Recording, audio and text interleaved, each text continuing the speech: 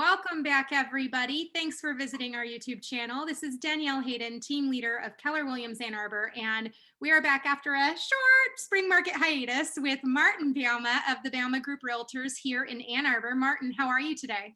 Doing great. How about yourself? I'm doing really well. Thanks for asking. We are doing Bold Local right now, and I'm always my best self during Bold. Because I have all my goals and I'm super regimented, and I just make sure that I'm taking the actions necessary to hit those goals. So I feel pretty good because I've worked out 3 times this week, which is a big win. Now you just have to do it for 66 days, right? Oh God, Martin, way to deflate that dream.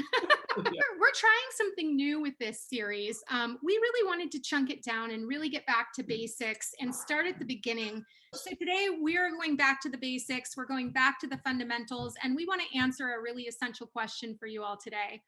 Why would one get into real estate? What is it actually like? What are the pros and the cons of being a realtor, and what can you expect when you jump into the industry? So Martin, why don't you go ahead and start us off? Yeah. So when people approach me and they tell me that they want to get started in real estate, it's amazing the answers you get. They say, "Oh, Martin, I see these wonderful, television shows, The $1 Million Realtor or whatever. They love looking at homes and everything." And I'll tell them all, I'm going to tell you what real estate really is. It says, number one, your first year, you're going to be working 40 to 60 hours. In the summertime, you might be probably working even more. You're going to be working weekends and evenings. You're going to have your phone with you all the time. And that's just the starting point, right? And are you ready to do that? I mean, are you ready to put in the time to get into this business? You're not going to get paid for probably 90 days. And you've got to be comfortable with an income that can fluctuate greatly.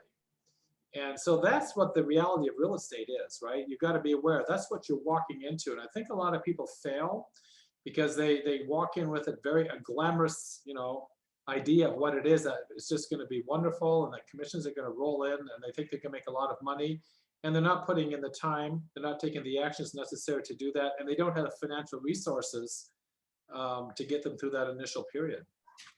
So I really appreciate that, because on YouTube nowadays, there are some realtors that have huge channels and they're putting together sort of these lifestyle videos, Right. and they really portray this idea of like fancy handbags and fancy cars and like schmoozing all day.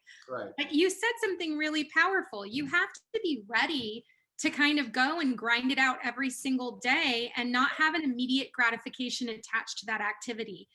Yeah. I think the successful people in this industry are the ones that do the same activities every single day and have the faith that those activities will lead to a consistent income. No, you really hit it on the nail there, because even at my level, I'll have I had a really bad week last week, right?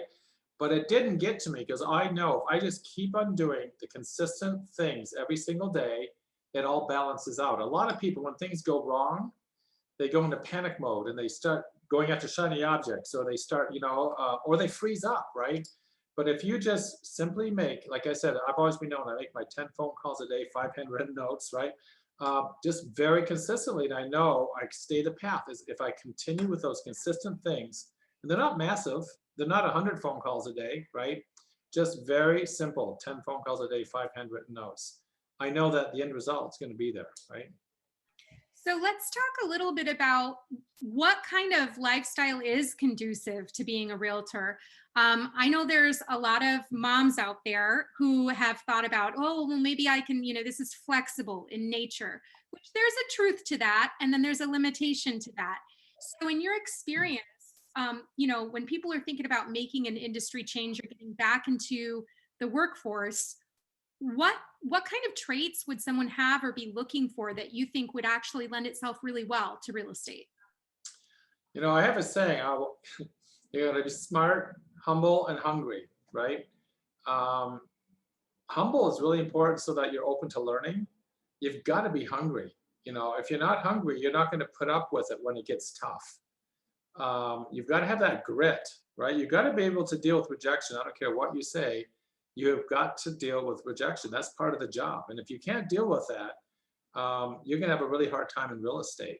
But that's what I always sort of use whenever I look at someone. So you guys, you got to be hungry, smart, and humble. Yeah, and I think that a lot of the time in the beginning, yes, you can have a flexible schedule. Yes, you can, arrange appointments around maybe your kid's schedule or when you can grab a babysitter. But I also think that if you do that, you have to be careful because you have to be willing to work every single day. Right. And you have to be willing to work split schedules where you're busy in the morning, you're busy in the evening, you're doing what, other responsibilities you have during the day. And until you get big enough to really build in leverage, you have to be willing to go through a period of time where it is all you and you're on all the time. Yeah. I think the hardest thing for people to realize, a lot of people get into real estate and they almost just, they have this expectation the phone's just going to ring, right? And when you get in the business, it's like a rocket, right? How much fuel does a rocket expend in the first, couple minutes of its flight, right? And real estate's sort of the same way. I mean, you've got to expend this massive amount of energy to get your career to take off. But a lot of people don't do that. They just go in and they just sort of expect things to happen. But when I finally made a decision to really make it this business, I was on the phones from 8 o'clock in the morning till 5 o'clock at night. The only time I left was to go on an appointment, right? I had made that commitment to really have my career take off. And mind you, I had 4 years of, I failed for 4 years until I had someone take me into the ring and got me to do that. So you have to have this massive output of activity at the beginning if you want to really be successful in this business.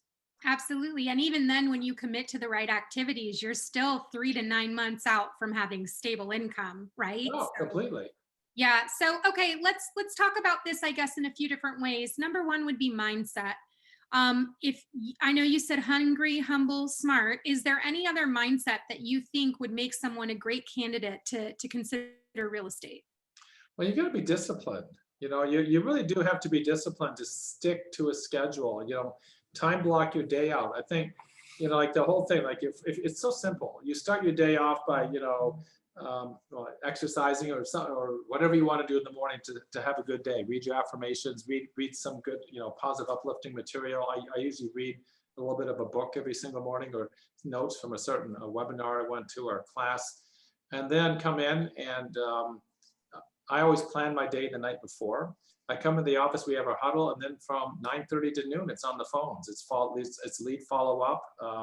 I am fortunate enough to I don't have to actually prospect cold people, but I am basically following up with people. Keep in mind, I've been doing this a long time, right? Mhm. As clients, database, things like that, or just a lot of people who we've communicated with over the last year or two. Afternoons are appointments, and a lot of times you're working evenings and weekends with appointments, right? And if you don't have appointments, in my opinion, guess what? Get back on the phones. Yeah, and I would say if you're working evenings and weekends, it's probably a realistic expectation that maybe from 1 to 3 or 1 to 4, you're at home, you're resting, you're doing exercise, whatever. It's not like you're working morning, noon, night, and but you have to be willing to have that kind of flexible schedule and work the long days. So we went over mindset, we went over some expectations for daily activity.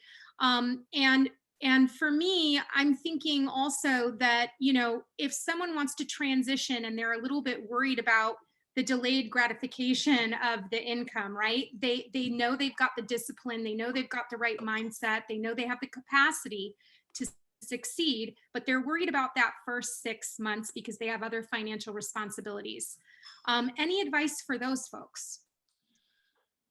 It depends on your personality, right? I'm the kind of person that I'm put in that situation, I'm going to work like crazy, right? If I don't have enough money, I'll be putting in 12, 14-hour days. That's how, some people respond differently. They go into fear mode, right? If you're the kind that when you hit a wall like that you freeze, then I tell you, you better have 6 months of money set aside because if you go into that fear mode, people can smell that a mile away, right? And Yeah, you're not going to they be want to very trust you as a fiduciary if they can tell that you're not confident. right. I can honestly tell you that not so much now, but 10, 12 years ago during that recession, I would literally have agents calling me, telling me, Martin, put this deal together. My buyer will pay full price. I need to make my mortgage payment. I literally would get phone calls like that. So yeah, so it depends on your personality. If you're the kind that it just has that grit, and you can just like the bottom line is, if you're going to be on the phones nonstop, you're going to have business. If you can do a whole 2 or 3 open houses on a weekend, you're going to have business, right? Um, But if you come from the opposite side where you freeze up, then I say you better have 6 months worth of money set aside.